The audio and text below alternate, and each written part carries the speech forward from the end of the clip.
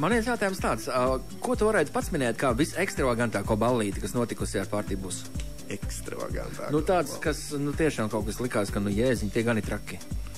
Droši vien kāds. Vai arī tas ir bijis kaut kas ilgs, vai, vai ļoti īss. Vai Ir man padomā, ko varētu pastāstīt. Viens atsevišķs bloks, kas busos ballējās, tie ir ārzemnieki.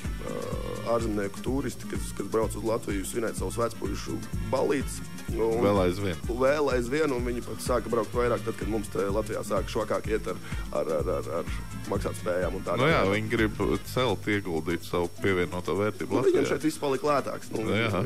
Viņi varēja plašāk braukt. Un tad viens liels bloks ir viņi, un tad tur arī ir katrs transfers, ko mēs no lidostas viņus vedam, ir varētu teikt, iemūžināšanas vērts, jo viņiem arī, pie viņiem tur tāda lieta nav, jo viņi pārsvarā nenāk no lielām pilsētām, bet no kaut kādām mazākām. Un tas visiem ir liels pārsteigums un šoks, un tad man ir daži video, ko es esmu vēl nekur nepublicējis, bet iefilmējis, kā izskatās buss pēc viņiem.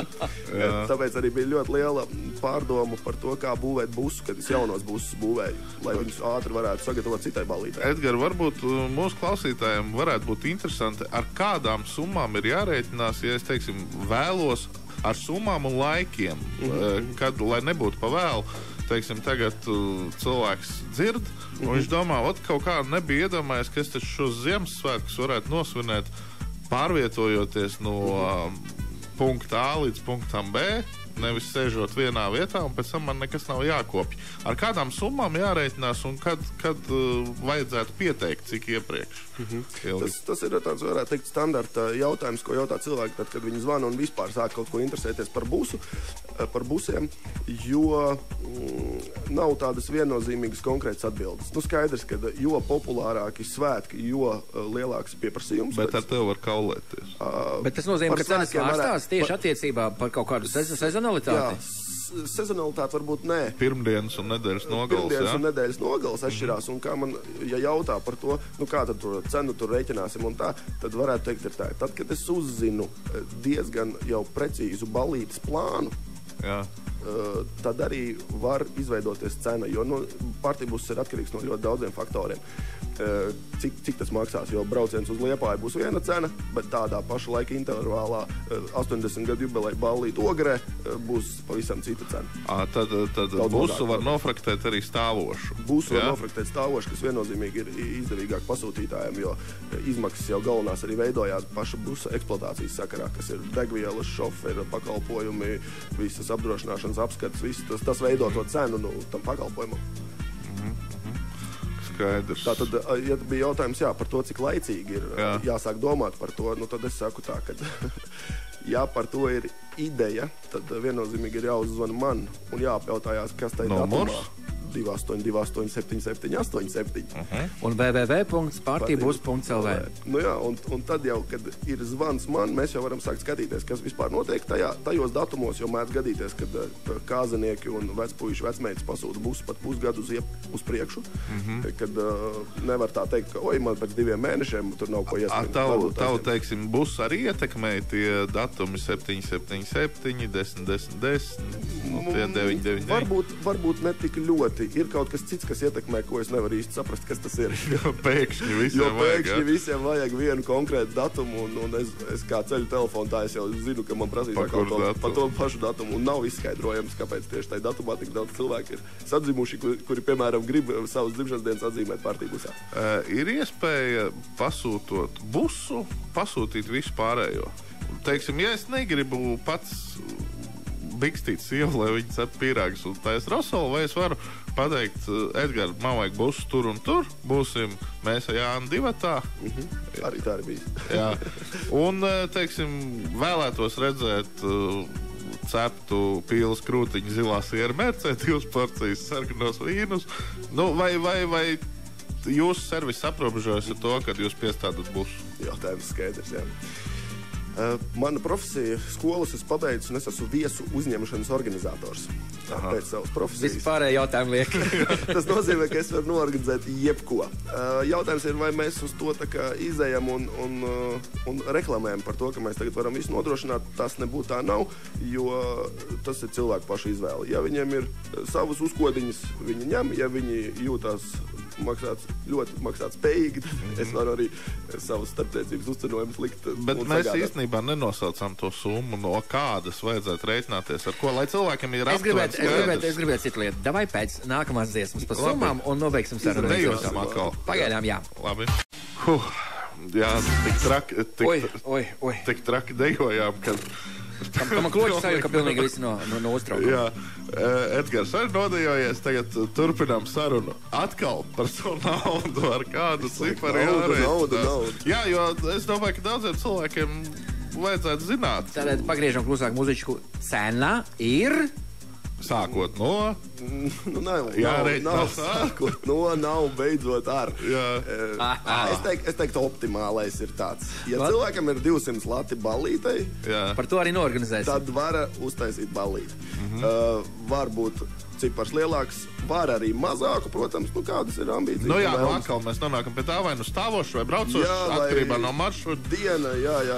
Diena vai nakts un kāda diena. Tāpēc ir telefona numuriši 282877787. Un partības.lv. Mums interesē, tās datumiņš, kas tur ir. Mēs gribētu to un to, cik varam dabūt naudiņas.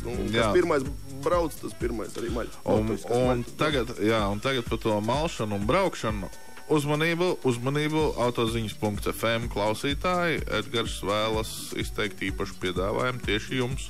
Tagad jāsaka, tas tagad saki to. Paroles, jā. Tātad tie, kas zinās paroli autoziņas.fm, varēs pasūtīt pārtībusu līdz nākošajai trešdienai, es teiktu. Nedēļas laikā. Kas bija, es kaut ko palaidu garām? Jā, tagad izskanēs toļņās izdevīgais. Viņš nebeidz dejot, Jānis. Vēlreiz sākam. Jā, tātad ar paroli autoziņas.fm zvanot man līdz nākošajai trešdienai, līdz 7. Ieskaitot. Un pasūtot pārtībusu, kaut kādu līdz martam, teiksim, ieskaitot. Tātad, ja jums ir šajā posmā līdz pavasarim tusiņš, paredzams, Valentīna diena ideāls stēle. Jūs varat pagaidām vēl ir pieejams, starp citu. Jā, brīvs ir. Jā. Un pasūtīt var pārtības uz to laika periodu un iegūt dāvanā veselu stundu. Tā tad nebūs jāmaksā par 4 stundām, bet tikai jāmaksā par 3 stundām. Un, lai saprastu, beidzot kaut kādus ciparus, tad tās 3 stundas maksās 170 latus. Un 4. ir bonusiņš no autoziņām.fm un manis. Un bon apetīt. Jā, bon apetīt. Protams. Piedalījās. Forši. Īstenībā es jau sāku domāt par Valentīnu dienu, jo tie ir nākamie svētki, ar ko man Jānis būs jāsveic. Kā mani? Pēc šādām dejām, jebkuri kolēģi. Es tagad nezinu, ko cilvēki padomāju. Nē, Edgars ar dejoju, neliekšos. Paturpinam varbūt par tiem pašiem tusiņiem. Kā ir, cik inkognito es varu nosvinēt?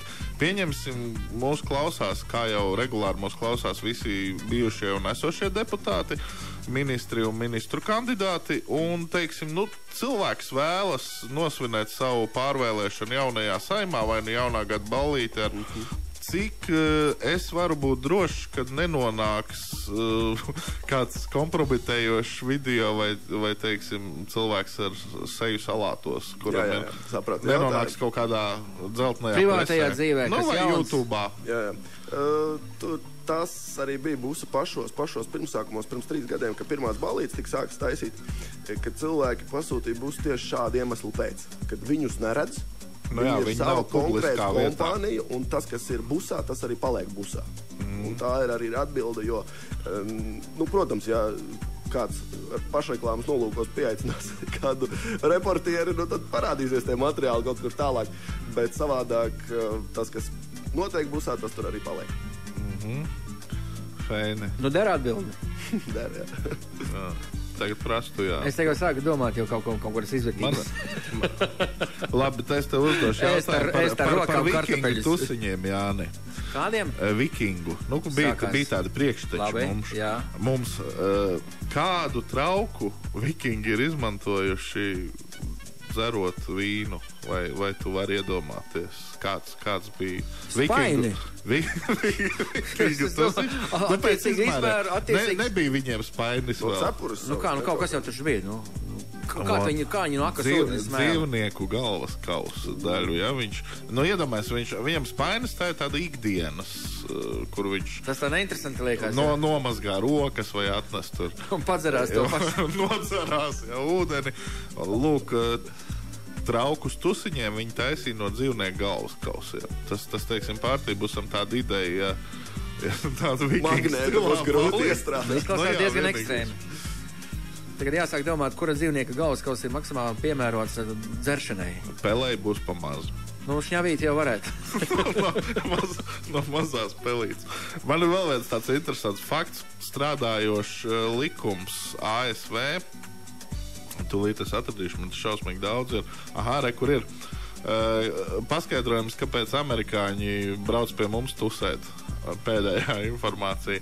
Izrādās, Aļaskas štatā vēl aizvien ir ar likumu aizliegts piedzerdīt alņus dzīvniekus. Stulbi, ne? Jā, un Ohio štatā nedrīkst dzirdīt zivis. Tas nozīmē galīgi garlaicīgi Ziemassvētki. Jā, lai jums viņi ir jauki, jautri, izmantojiet tusiņu dažādošanas iespējas, meklējiet variantus, sviniet interesanti. Lai jau viss izdodas.